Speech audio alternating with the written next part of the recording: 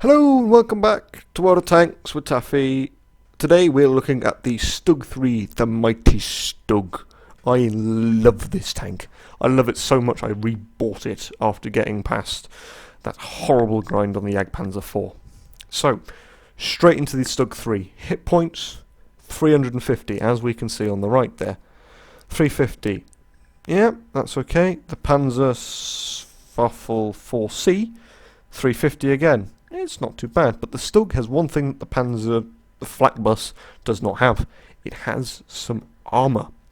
Okay, it's only 80mm of it, 30 at the sides and 30 at the rear, but the front plate is sloped back. And there is a slight slope on the lower glacis, but as we know, all German tanks, shoot them on the lower glacis, it's going to go through unless it's angled. And tank destroyers, angling it becomes a little bit of a problem because they just shoot your tracks off, get around you, and you die. Not so good. Weight of this tank, 22 tons. Mine weighs nearly 21, but with a 440 horsepower engine, you'll get up to 40. You'll get up to 50, 55 on El Haluf if you're going down the hill. Traverse speed, 44 degrees per second. That is brilliant. Compared to the Jagdtiger 88, again, I know it's 3 tiers higher, but it's a tank destroyer as well. That's only got 22 and a 28 kilometers an hour. And I know you're thinking there, but Taffy, it's a bloody massive tank. It's 70 tons. Yeah, I know it is. But this thing is brilliant. It's very fast, very nippy. Okay, we'll compare it to a tier 5 if it makes you happier. 40 speed limit, 44 traverse speed. 60 kilometers an hour speed limit on the flat bus, and 48 degrees traverse speed.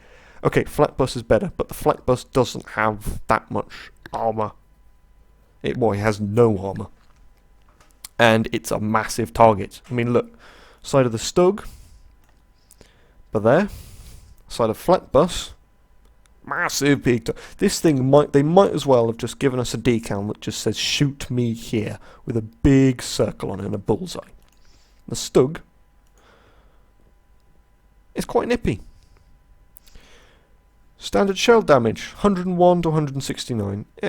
It's tier 5 tank destroyer. It's enough. It's enough. You don't go in close with this thing. This thing is meant for sitting at the back, camo net on, binocs up, and just pumping out shots while things spot for you. Standard shell penetration, 113 to 188. It's enough. You can hit weak spots with this gun. You can do it. Rate of fire, 13.33 rounds per minute. That's higher than the Jagdtiger that's got the 11.11. That's good. Gun traverse speed, 44 degrees per second. That's very good. If you put the handbrake on this thing, this gun will move very quick. View range, 310 meters. Signal range, 415. It's not too bad. It's tier 5. I've stuck binocs on it to give me plus 25 view range. Because it's a tank destroyer. It needs good view range. Okay, guns for the Stug. You start off with this 7.5 centimeter gun. It's all right. That one's all right. The only ones that I recommend you ever use, you've got 105 centimeter. Actually, let's just buy this and mount it. Just to show you what it's like. Because I've got 5 million on credit, so why not? There we go. I've seen people driving it with this. It's not too bad, but it can be unreliable. Ammunition loadout on this thing. Penetration 40 to 80mm on armor piercing. Yeah. Heat 78 to 130. Yeah, no, don't like it. But then again, people just spam HE out of this thing and heat because it will do that extra bit of damage, and even if it doesn't do damage with even if it doesn't penetrate with high explosive, you will do damage more likely.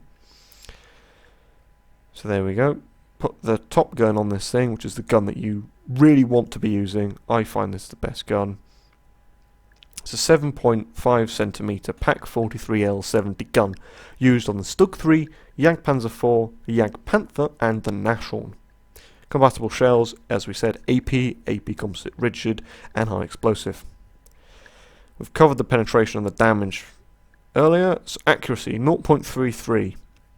It's good. It's a tank destroyer. It's not Russian. It's not Russian horrible accuracy, so it's good enough. Aiming time 1.7 seconds. Stick a gun rammer on that thing, it brings down even more. And if you stick vents on it, that's even better. Although we'll come on to equipment in a second. Now, it doesn't have a turret, so we don't need to look at that. Engines. Top engine, kick out 440 horsepower, as I said. The other two engines, well, are enough. 320, 350. Let's just go to the research tree. See how much these things cost you when you first get it. So when you first get it, you'll have the Hetzer, you'll have all of this stuff. You'll have all the basic Fug 5, Maybach engine, the Stug 3 Ausf. The suspension, you don't really need it. Well, yeah, I'd say you probably would need it first. Suspension, get suspension first, because then you just move faster and you can relocate. That'll set you back 1115 experience, which in this, that's one battle in the Stug. If you do decent win, that's one battle. Engines, 710 experience and 1500. So you're looking at, is that 710 or was it 750? 710, that's even better. So looking at just over 2000 experience to get the engines. Another 2 games. Fug 7, 1360. Another games, we're up to what? 5, 6 at the worst. At the very worst, on our most horrible day, 8 games to get the Stug on that sort of stuff. Now, here's where it gets tricky. You got 3,400 experience to get the 75cm, which is what you want to be using to grind out the experience towards the top gun, because you do not want to go into the Jagdpanther without that top gun. You're sorry, Jagdpanzer 4 without the top gun. Jagdpanzer 4 was horrific. I bought it and resold it about 4 times before eventually getting through it. But this gun, 4,600 experience, 53,000 credits. That's not too bad. If you've got a premium tank, run your premium tank for a little bit, and as long as or if you don't spam APCR out of this thing, you'll make the 53,000 experience. It shouldn't be too much of a worry for you. That's how much experience you're going to use to take it on. Now, crew. I've got myself a pretty rubbish crew in this at the moment because I stuck mine in the Jagdpanther, my original crew. But the minute I get these to 100%, and I might actually just later on just put those at 100. No, I won't. I won't waste the gold. But when they get to 100%, I'm going to give them camo on everything. Camouflage, camouflage, camouflage. It's a small tank. You don't want to be seen in these tank destroyers. You don't have much armor. And then, obviously, when the commander gets to 100%, 6th Sense, Gunner, Deadeye, retrain camouflage on the Gunner, Commander, put him on Mentor, get the crew skills up even more. Driver, I don't know. I mean, I might go for off-road driving for the driver. And the loader, he's just going to get probably firefighting or repairs, probably. Because if artillery blow your tracks off, you get your repairs up. You get your tracks up quicker. Let's look at ammunition loadout for this gun. 21 plus 10, it's 36 rounds of ammunition you carry, which it's not too bad, it's not too great. I carry, because again, I run this tank for fun. 21 rounds of AP, 10 rounds of APCR, and 5 for HE. You can run this thing with 31 rounds of AP and 5 of HE. HE, if you see a little lout tank, or if you really in your tight spot and you need to decap, and that's all you could just fire HE just because you might decap against something that your 188mm of penetration, if you get high roll, will not go through. You never know. Again, I said I run this for fun. 21, 10, 5, enough. Ammunition price, dirt cheap. 109 credits per shot. It's eggs and bread. That's all it is. That's all it is. It's nothing. Consumables, as always, small repair kit, small first aid kit, manual fire extinguisher on every single one of my tanks. What else we got? Oh, we get equipment. I've gone for gun rammer, binocs, and camo net. Camo net, you don't want to be seen. Tank destroyer, as I've said. Binocs, increase the view range. As you're sitting still, camo net comes up, binocs come up. You're there, you can see more. Camouflage, sneaky little bugger, you can shoot stuff. Gun rammer, because get the gun firing that little bit faster. Vents wouldn't be a bad idea. Instead of binocs, you could go with enhanced gun lane drive. Additional grousers, nah. Spall liner, if artillery hit you at this tier, you're gonna feel it. You're going to feel it a lot because your armour is 30mm on the back and sides. It's not going to do anything. What ammo rack? Don't really seem to get ammo racked in this at all.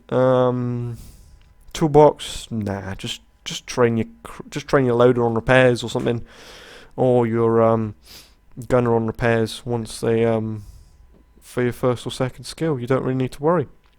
Now, I haven't put any camouflage on this thing because I like the way that it looks in the it's just in the grey, the steel grey. I quite like it.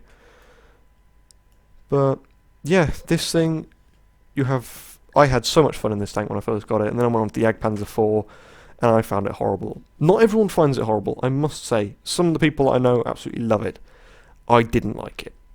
But the Jagdpanzer 4 is a necessary evil that you have to get through to get to the Jagdpanther, and then after that things just get brilliant. That's what the German tank destroyer is. Good, well, Marder, okay, Marder, they nerfed that into oblivion.